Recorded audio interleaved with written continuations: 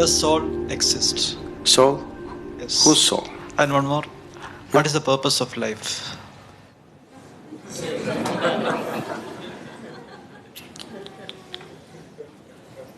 You're just asking very big questions without understanding the significance of the question. See, when you ask, does soul exist, you're not talking about an academic subject. You're asking, what is the nature of who I am? Or you're saying, I don't know a damn thing about myself, please tell me. Yes? Isn't it? You're asking this very easily because you have not been touched by the pain of ignorance, the pain of not knowing who you are. It has not torn you apart. If it really touches you that you're just living here, doing all kinds of nonsense without knowing the ABC of who you are, it should be very painful, isn't it? That pain has not yet touched you. You're mouthing questions, it's not sunk deep enough. So every day you must remind yourself, at least spend 10 minutes in the morning, just see what an utter idiot you are. You don't know anything about yourself, but you're busy with all kinds of nonsense in your life.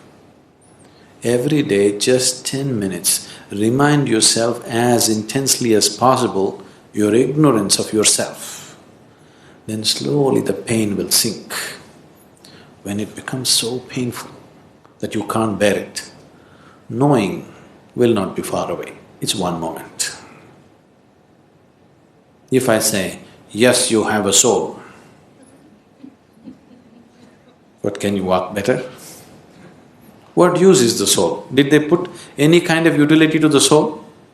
These two are useful. That other soul that they're talking about, is it of any use? It's of no use. So don't talk about it. And if I tell you it is there, what does it do to you?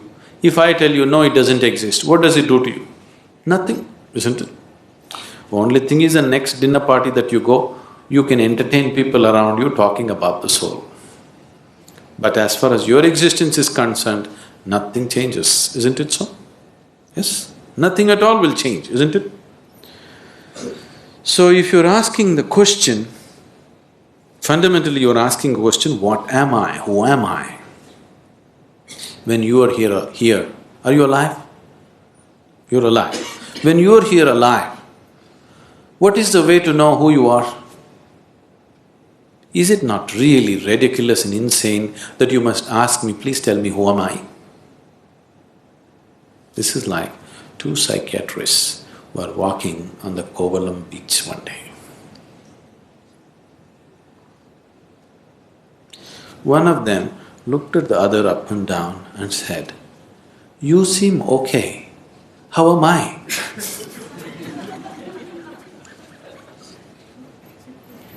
This is just like that, isn't it?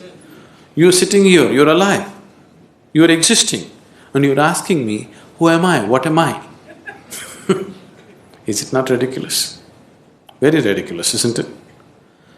Only thing is, the majority is with you. That's the only comfort which has not allowed you to know the pain of ignorance. You have a huge majority of people around you who are all saying, yes, this is the way to be. Yes, that is the only thing which has given you some comfort. Suppose you are the only man on the planet who does not know who you are, everybody else knows. You know how it would be for you? Yes? You don't know who you are, you're busy in the world. Does it make any sense or does it sound like madness? Insanity, isn't it? But the comfort is, you're in a huge asylum where everybody's like you. So your problem is, your existence itself right now is only in comparison with something else. You have no existence of yourself, please see. Right now, if you don't have something that everybody has nose. Suppose you did not have a nose. Actually you can breathe better, you know. If you take off your nose, you will get 22% extra oxygen. You will be more healthy, everything will be better. But you know how you will suffer? Because everybody else has a nose? Yes or no? Or if you get something extra that other people don't have, you still suffer, isn't it? Suppose you grew one horn. You know how terrible it would be? But if everybody had a horn, then we would be polishing it and decorating around. Your very existence is in comparison. There is no existence of yourself. Everything is in comparison. So, with that comfort, you're passing off without knowing the pain of not knowing. If you know the pain of not knowing who you are, then if you just see that I don't know anything about myself, tears will come. If it starts tearing you apart, knowing is not far away. It's very simple. It's very, very simple because after all you want to know what is within you, isn't it? Can what is within you be denied to you by anybody or anything? Do you need a passport to go within? Do you need a visa? To turn inward and know what's within, do you need somebody's permission? Or can somebody stop you? Can any authority in the world stop you? No. So who is stopping you? Who could be stopping you? Only yourself. Nobody else but yourself. Nobody else is capable of stopping you, isn't it? So why are you stopping yourself?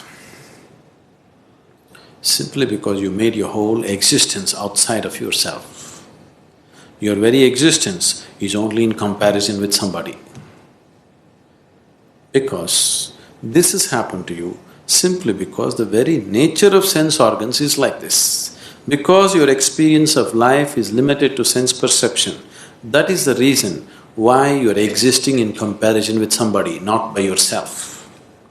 Because sense organs are like this. If I touch this feels cool to me. This feels cool to me not because of the way the steel rod is, simply because of the way my body temperature is. If I lower my body temperature and touch this would be warm to me. Yes? Is it so? If I lower my body temperature to -100 and touch this would be red hot to me. Is it so? So your very basic experience of life, because it is limited to sense perception, everything is in comparison. So your very existence has become in comparison. If this has to change, philosophies and teachings are not going to change this fundamental reality. If your experience of life transcends the limitations of sense perception, suddenly everything is different. When we initiated you into Shambhavi, if you gave yourself to the process, it could easily take you beyond sense perception. Many of you going into moments where you're no more within your sense perception, something else is beginning to happen.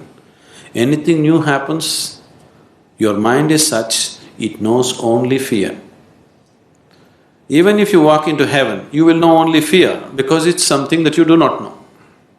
You have conditioned yourself like this. But if you allow it to happen, you will see, you will start experiencing a dimension which is beyond sense perception. Only when your experience of life moves beyond sense perception, then your experience of life is absolute, not in comparison with something else. Then your experience of life has transcended the limitations of the physical. Then you have created an atmosphere to know who the hell you are. You better know who the hell you are. Otherwise, anything that you do is of no consequence.